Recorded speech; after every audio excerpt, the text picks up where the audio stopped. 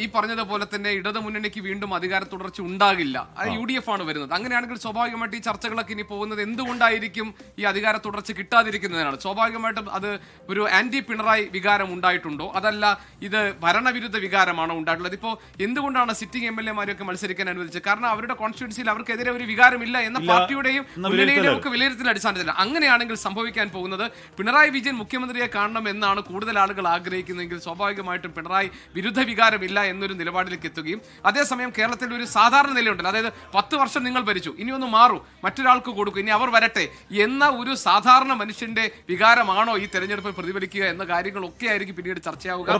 CPM എന്ന പാർട്ടിയുടെ ഭാവി, പ്രതിപക്ഷ നേതാവ് ആരായിരിക്കും, ആ പാർട്ടി ഘടനയിൽ വരാൻ പോകുന്ന മാറ്റങ്ങൾ എന്ന് തുടങ്ങി കേരളത്തിൽ വളരെ ഇൻട്രസ്റ്റിംഗ് ആയിട്ടുള്ള ചില പൊളിറ്റിക്കൽ ഡെവലപ്മെന്റ്സ് ആയിരിക്കും ഇതിനുശേഷം ഉണ്ടാകാൻ പോകുന്നത്. എന്തായാലും ഭരണവിരുദ്ധ വികാരം അങ്ങനെ വലിയ ക്ലീൻ സ്വീപ്പിലേക്ക് യഥാർത്ഥത്തിൽ ഈ കണക്കൊന്നും പോകുന്നില്ല എന്ന് പറഞ്ഞാൽ വലിയ ക്ലീൻ സ്വീപ്പ് ആണെന്നുണ്ടെങ്കിൽ അത് അതെ,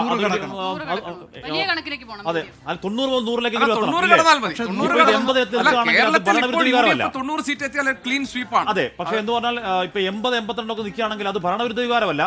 10 വർഷമായില്ലേ, ഒന്ന് മാറ്റിപ്പിടിക്കാം എന്നുള്ള നമ്മൾ തെരഞ്ഞെടുപ്പുമായി ബന്ധപ്പെട്ട് പല ജില്ലകളിലേക്ക് പോയിട്ടുണ്ടായിരുന്നല്ലോ. അപ്പോൾ ആളുകൾ ഇത് തന്നെയാണ് സംസാരിക്കുന്നത്. ഇപ്പോൾ പെൻഷൻ കിട്ടുന്നില്ല, കിട്ടുന്നുണ്ട്. ആശുപത്രിയിൽ പോയാൽ സൗകര്യങ്ങളില്ലേ, ഉണ്ട്. സ്കൂളുകളിൽ സൗകര്യമില്ലേ, ഉണ്ട്. ബാക്കി എല്ലാ കാര്യങ്ങളും ഇല്ലേ, ഉണ്ട്. പക്ഷെ 10 വർഷമായില്ലേ, ഇനി അവർ വന്നാൽ എങ്ങനെ ഉണ്ടാകും എന്നൊരു ചിന്തയിലേക്ക് ആളുകൾ പോയിട്ടുണ്ടെന്ന് തോന്നുന്നു. പക്ഷേ ഇനി അതല്ലെങ്കിൽ എന്ത് വേണമെന്നറിയോ, ഇതിൽ തോൽക്കുന്ന മന്ത്രിമാരുടെ പട്ടിക നമ്മൾ എടുക്കണം.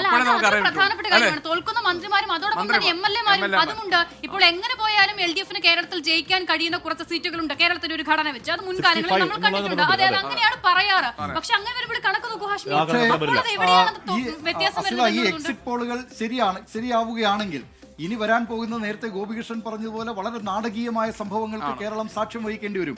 ഒന്ന്, കോൺഗ്രസിന്റെ മുഖ്യമന്ത്രി ആരായിരിക്കും എന്നതിൽ ഇപ്പോൾ തന്നെ സൈബർ ഇടങ്ങളിലുള്ള പോരാട്ടം നടക്കുന്നുണ്ട്. ഇടിക്കാണ് കൂടുതൽ ചാൻസ് എന്ന രീതിയിലുള്ള ഇത് വന്നു കഴിഞ്ഞാൽ അതൊരു ആ ക്യാമ്പിൽ കൊണ്ട് ബോംബിടുകയാണ്. അതെ, ഇപ്പൊ തന്നെ പല മേഖലകളിലും ബാലിന് തീപിടിക്കുന്നുണ്ടാവും. അതെ, അത് മാത്രമല്ല കോൺഗ്രസിൽ ഇനി ആരൊക്കെയാകും മുഖ്യമന്ത്രി ആയാൽ തന്നെ പിന്നീട് മന്ത്രിമാർ ആരൊക്കെയായിരിക്കും എന്നത് സംബന്ധിച്ച തർക്കം അവർക്ക് കോൺഗ്രസിനെ സംബന്ധിച്ച് UDF-നെ സംബന്ധിച്ചൊക്കെ സാമുദായിക സമവാക്യങ്ങളൊക്കെ വളരെ പ്രധാനപ്പെട്ട ഘടകമാണ്. അതുകൊണ്ട് തന്നെ ഇനി കേരളം കാണാൻ പോകുന്നത് വരും ദിവസങ്ങളിൽ എന്തൊക്കെ രാഷ്ട്രീയ നാടകങ്ങളായിരിക്കും എന്നത് കാത്തിരുന്ന് കാണേണ്ടി വരും. മറ്റൊന്ന്, നേരത്തെ പറഞ്ഞതുപോലെ CPIM പ്രതിപക്ഷത്തേക്ക് പോവുകയാണെങ്കിൽ ആരായിരിക്കും പ്രതിപക്ഷ നേതാവ് എന്നത് സംബന്ധിച്ചുള്ള ജയിക്കോ ഇല്ലയോ എന്നുള്ള ഒരു സംശയം കൺവിഷൻ നിൽക്കുന്നുണ്ട്. അവിടെ ലീഗിന്റെ സ്ഥാനാർത്ഥി ഇബ്രാഹിം കുഞ്ഞിന്റെ മകൻ വളരെ അതിശക്തമായ മുന്നേറ്റമുണ്ട്. രാജീവ് തോറ്റാൽ ബാലഗോപാൽ ആയിരിക്കുമോ എന്നൊക്കെയുള്ള വേറെ ഒരു രാഷ്ട്രീയം കൂടി ഇതിനകത്ത് സംഭവിക്കും. അതായത് ന്യൂനപക്ഷ വോട്ടുകൾക്ക് എന്ത് സംഭവിച്ചു എന്ന കാര്യത്തിൽ വലിയ വിലയിരുത്തലുണ്ടാകും. കേരള കോൺഗ്രസ് മാണി വിഭാഗത്തിന്റെ തുടർ രാഷ്ട്രീയ നീക്കങ്ങൾ എങ്ങനെ വേണമെന്ന ആലോചനയിലേക്ക് അവർ കടക്കും. ക്രൈസ്തവ ന്യൂനപക്ഷങ്ങൾക്കും മുസ്ലിം ന്യൂനപക്ഷ വികാരവും ഇടതുമുന്നണിക്കെതിരെ നിൽക്കുകയാണെങ്കിൽ അതും കേരളത്തിലെ പൊളിറ്റിക്കൽ ലാൻഡ്സ്കേപ്പിൽ വലിയ മാറ്റങ്ങൾ ഉണ്ടാകും. അതിൽ മാത്രമല്ല CPIM-ൽ തന്നെ എന്ത് സംഭവിക്കുമെന്നതാണ് വളരെ പ്രധാനപ്പെട്ട ശരിയാവുകയാണെങ്കിൽ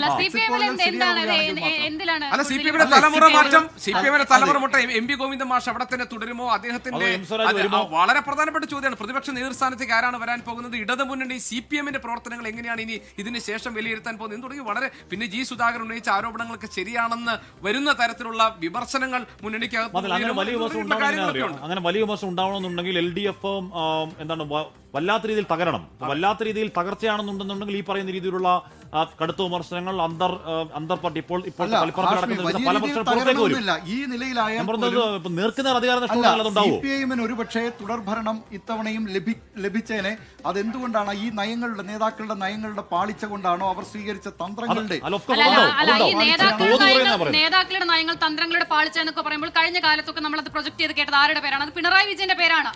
പക്ഷെ നോക്കൂ, ഇവിടെ ആകെ ഒരു സർവേയിൽ മാത്രമാണ് മുഖ്യമന്ത്രി ആരാകണമെന്നുള്ള ചോദ്യമുള്ളത്. അതിൽ ക്ലിയർ മെജോറിറ്റി, വലിയ ഭൂരിപക്ഷം പിണറായി വിജയൻ മുഖ്യമന്ത്രിയെ തുടരണമെന്ന് പറയുമ്പോൾ ആ വാദം പിന്നീട് നിലനിൽക്കും എന്നുള്ളത് തോന്നുന്നേയില്ല. മുഖ്യമന്ത്രിയായി പിണറായി വിജയനെ കാണുന്നെങ്കിലും ഇത്തവണ ഈ നിയമസഭാ തെരഞ്ഞെടുപ്പിൽ സ്ഥാനാർത്ഥികൾ ഒരു പ്രധാനപ്പെട്ട ഘടകമാണല്ലോ.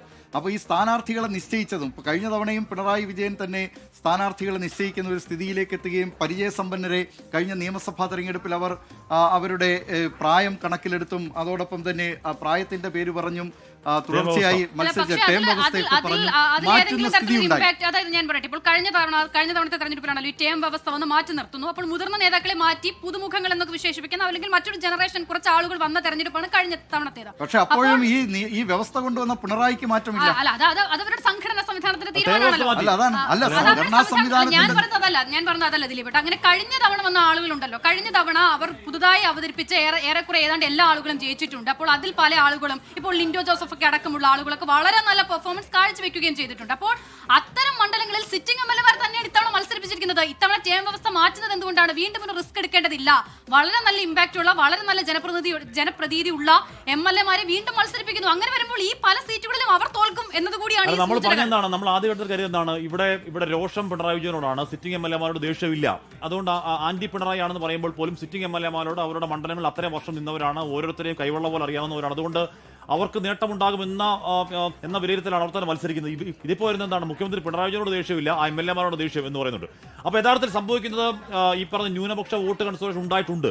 പക്ഷേ അത് BJP പറയുന്നത്, അല്ല ഇപ്പോൾ കോൺഗ്രസ് പറയുന്നത് പോലെ എൻ ബ്ലോക്കായി എന്ന് പറഞ്ഞാൽ അടിമുടി SIR പുതിയതായി ചേർത്തടക്കമുള്ള മുസ്ലിം ക്രൈസ്തവ വോട്ടുകൾ അടപടലം UDF-ലേക്ക് പോയി എന്നീ കണക്ക് പറയാൻ കഴിയില്ല. ഞാനൊരു കാര്യം കൂടെ പറയട്ടെ. അതായത് ഈ തെരഞ്ഞെടുപ്പിൽ ഇടതുമുന്നണിക്ക് തിരിച്ചടി ഉണ്ടാകുകയാണെങ്കിൽ അതൊരു ആന്റി പിണറായി വികാരമാണോ അല്ലയോ എന്ന് നിശ്ചയിക്കുന്നതിന്റെ മാനദണ്ഡം അസിത ഇവിടെ പറഞ്ഞതുപോലെ മുഖ്യമന്ത്രിയാകാൻ പിണറായി വിജയൻ ആയി കാണാൻ ആഗ്രഹിക്കുന്നു എന്ന ജനങ്ങളുടെ പിന്തുണയല്ല, മറിച്ച് ഈ തെരഞ്ഞെടുപ്പിൽ രണ്ട് കാര്യങ്ങളാണ് ടെസ്റ്റ് ചെയ്യപ്പെട്ടത്. ഒന്ന്, ഭരണ തുടർച്ച വേണോ അതോ ഭരണമാറ്റം വേണോ? അത് മാത്രമാണ് സിംഗിൾ പോയിന്റ് ക്വസ്റ്റ്യൻ. രണ്ട്, ഈ തെരഞ്ഞെടുപ്പിൽ ഇടതുമുന്നണിയെ നയിക്കാൻ ഒരു ഒറ്റ ക്യാപ്റ്റനെ ഉണ്ടായിരുന്നുള്ളൂ, അത് പിണറായി വിജയനാണ്. അദ്ദേഹത്തിന്റെ പോസ്റ്ററുകളാണ്, അദ്ദേഹത്തിന്റെ ഫ്ലക്സ് ബോർഡുകളാണ്, അദ്ദേഹത്തിന്റെ ബാനറാണ്, അദ്ദേഹം നേതൃത്വം കൊടുത്തിട്ടുള്ള ഒരു മുന്നണിയാണ് ഈ തെരഞ്ഞെടുപ്പിന് നേരിട്ടത്. അതിന്റെ മുഴുവൻ ഉത്തരവാദിത്വവും, അത് പാപഭാരമാണെങ്കിലും ശരി, അതിന് തോൽവിയുടെ ഭാരമാണെങ്കിലും ശരി, അല്ലെങ്കിൽ വിജയക്കുതിപ്പാണെങ്കിലും ശരി, അത് അദ്ദേഹത്തിന്റെ മുകളിലേക്ക് ത്രസ്റ്റ് ചെയ്യപ്പെടുന്ന ഒന്നായിരിക്കും.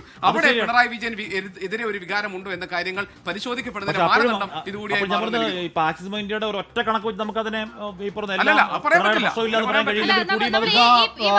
ആക്സിസ് മൈൻഡ് റീജിയൻ വൈസ് അവരുടെ സീറ്റുകൾ പ്രൊജക്ട് ചെയ്തിരിക്കുന്നത് ഇങ്ങനെയാണ്. എക്സിറ്റ് പോളുകൾ അത് തെക്കൻ കേരളത്തിൽ 25 മുതൽ 29 സീറ്റുകൾ വരെ UDF-ന്, LDF-ന് 18 മുതൽ 22 സീറ്റ് വരെ, 0 മുതൽ 2 സീറ്റ് വരെ NDA-ക്കും പ്രവചിക്കുന്നു.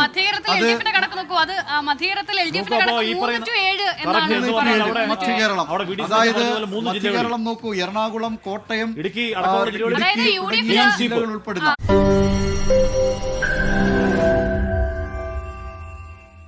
ലോകത്തെവിടെയായാലും ഏത് സമയത്തും 24 വാർത്തകളും ഓഗ്മെന്റഡ് റിയാലിറ്റി പാക്കേജുകളും എക്സ്പ്ലെയിനറുകളും വിശദമായി കാണാൻ ഞങ്ങളുടെ YouTube ചാനൽ നിങ്ങൾക്ക് സബ്സ്ക്രൈബ് ചെയ്യാം.